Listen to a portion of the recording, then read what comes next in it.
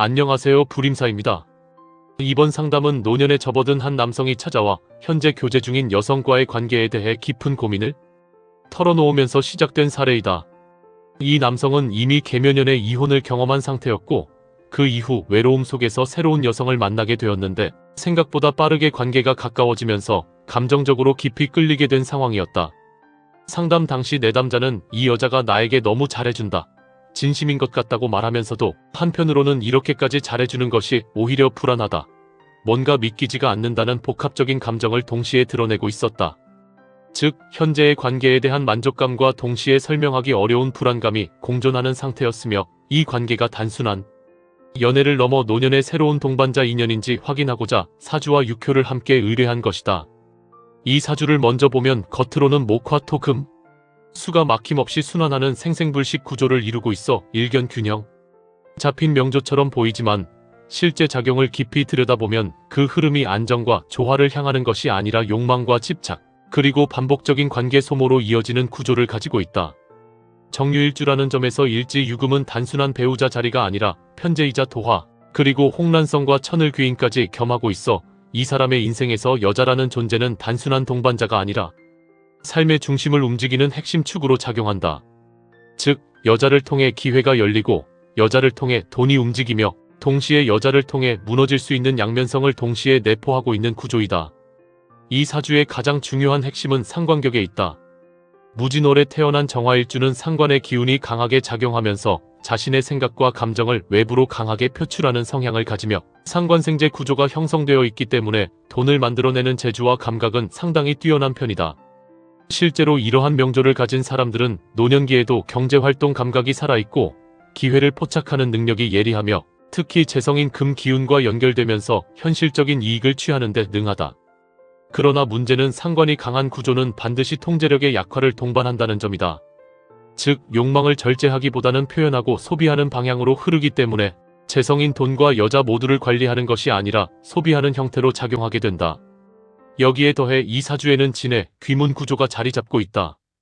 진토와 해수가 만나 형성되는 귀문은 단순한 감정 기복을 넘어서는 정신적 왜곡과 내면 분열을 의미하며 현실 판단과 감정의 괴리를 만들어내는 특징을 가지고 있다. 평상시에는 이 귀문이 잠재되어 있다가 특정 운에서 자극을 받으면 강하게 발현되는데 이 사주의 경우 을해대운에 들어오면서 해수 기운이 재차 유입되면서 귀문이 본격적으로 작동하기 시작한 것으로 볼 수 있다. 그 결과 노년기에 접어들었음에도 불구하고 감정과 욕망이 오히려 더 강하게 살아나고 판단력은 흐려지며 기존의 삶의 틀이 서서히 흔들리기 시작한다. 이러한 흐름 속에서 맞이한 계묘년은 이 사람 인생의 결정적인 전환점으로 작용한다. 정유일주에게 묘목은 일지, 유금과 정면으로 충돌하는 묘유충을 형성하는데 이 충은 단순한 갈등 수준이 아니라 배우자 자리 자체를 직접적으로 타격하는 강한 충이다.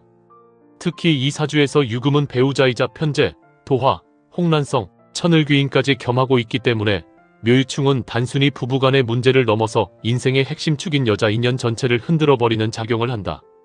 그 결과로 나타난 것이 바로 계묘년의 이혼이다. 이는 단순히 감정이 맞지 않아서 헤어진 것이 아니라 운의 구조상 기존 인연을 정리해야 하는 흐름이 강하게 작용한 결과로 보는 것이 훨씬 정확하다.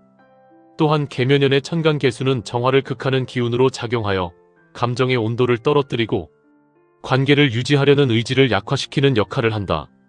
즉, 외부적으로는 묘유충으로 관계가 흔들리고 내부적으로는 개수의 작용으로 마음이 식어버리는 이중 구조가 형성되면서 결국 부부관계는 회복이 아닌 단절로 귀결된다.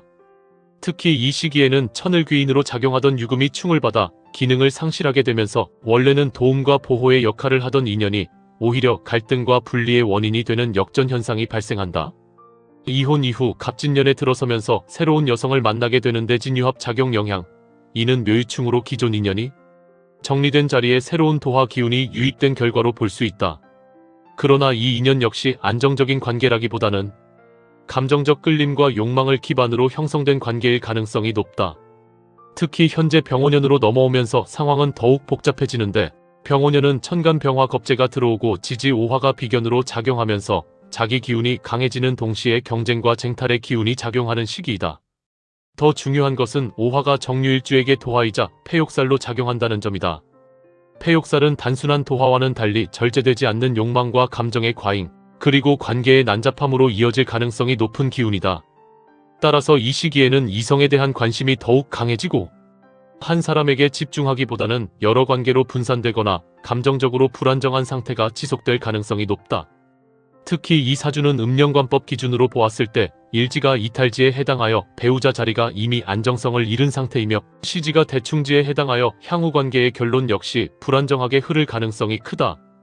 즉 현재 만나고 있는 여성 역시 장기적으로 유지될 인연이라기보다는 일시적인 감정과 욕망의 흐름 속에서 형성된 관계로 보는 것이 타당하다. 또한 연지가 양인지에 해당하여 조상 기운과 애증의 감정이 활성화되는 구조를 가지고 있고 월지가 병액지에 해당하여 가정 자체가 이미 병들고 약해진 상태이기 때문에 이 사주는 근본적으로 외로움에서 시작해 욕망으로 이어지고 관계를 형성했다가 갈등으로 무너지고 다시 이탈하는 패턴이 반복될 가능성이 높다. 이는 단순한 개인의 성격 문제가 아니라 명조와 운의 흐름이 만들어내는 구조적인 반복이기 때문에 스스로 인식하고 절제하지 않으면 같은 일이 계속 반복될 수밖에 없다. 이러한 사주적 흐름 위에서 내담자는 현재의 여성이 과연 결혼까지 갈 수 있는 인연인지 확인하기 위해 육효계를 내게 되었고 그 결과 활해서합 초효동, 변괴 화지진이 나왔다. 서합괴는 기본적으로 맞지 않는 것을 억지로 맞추는 형상으로 관계가 자연스럽게 이어지기보다는 어떤 걸림과 문제를 안고 억지로 이어지는 특징을 가진다. 여기에 초효가 동했다는 것은 이 관계의 시작 자체에 이미 구조적인 문제가 내포되어 있음을 의미한다. 이제 육효를 한 단계 더 깊게 들어가 보면 이 괴의 핵심은 단순히 연애가 된다 안 된다가 아니라 이 관계가 어떤 구조로 굴러가는가에 있다. 초효를 보면 자수 부모가 변하여 미토 처제로 바뀌며 회두국을 형성하는데 이는 처제가 부모를 치는 구조로서 감정과 욕망이 제도와 혼인이라는 틀을 깨는 형상이다. 즉 이 관계는 연애로는 충분히 이어질 수 있으나 결혼이나 공식적인 관계로 발전하기 어려운 구조임을 강하게 시사한다. 실제로 이 여성은 현재 매우 잘해주고 있지만 관계를 확정짓거나 미래를 책임지는 방향으로 나아가려는 의지는 약할 가능성이 높다. 응효를 보면 임목 형제가 공망에 놓이고 추작이 붙어 있어 이 여성은 표현력과 감정 전달은 뛰어나지만 그 실체나 지속성은 약한 구조로 해석된다. 즉 지금은 매우 잘해주고 애정 표현도 적극적이지만 시간이 지나도 동일한 감정이 유지될 것인가에 대해서는 확신하기 어렵다. 응효 임목 형제가 공망에 놓이고 추작이 붙어있는 구조는 이 여성의 본질을 매우 정확하게 드러낸다. 형제는 분산과 경쟁을 의미하고 공망은 실체의 부재를 의미하며 추작은 말과 표현을 의미한다. 따라서 이 여성은 감정 표현은 매우 뛰어나고 상대를 기분 좋게 만드는 능력이 있지만 그 감정이 반드시 깊은 실체나 지속성을 동반한다고 보기는 어렵다. 즉 지금은 매우 잘해주고 있지만 그 상태가 계속 유지될 것이라고 단정하기는 어려운 구조이다. 또한 삼효 진토 처제가 따로 존재한다는 것은 이 괴가 단일 인연이 아니라 복수의 인연 구조를 내포하고 있음을 의미한다. 이는 실제로 이 남성이 한 여성에게만 집중되는 구조가 아니라 상황에 따라 다른 인연이 개입하거나 감정이 분산될 가능성을 보여준다. 구진이 붙어있는 점을 보면 이러한 관계는 깔끔하게 정리되지 않고 끌고 가는 형태로 이어질 가능성이 높다. 사효 유금 관귀가 월파를 맡고 있는 구조는 이 관계의 가장 치명적인 약점이다. 관귀는 책임과 관계의 유지력을 의미하는데 이것이 월파를 맞았다는 것은 관계를 유지하고 책임질 수 있는 기반 자체가 무너져 있다는 뜻이다. 여기에 등사까지 붙어있기 때문에 관계는 시간이 지날수록 신뢰보다는 의심과 불안이 커지는 방향으로 흘러갈 가능성이 높다.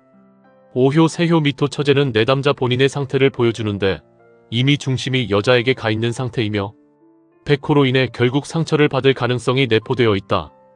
특히 이 미토가 변효와 동일하게 반복되는 구조는 이 관계가 쉽게 변하지 않고 같은 패턴을 반복할 것임을 의미한다.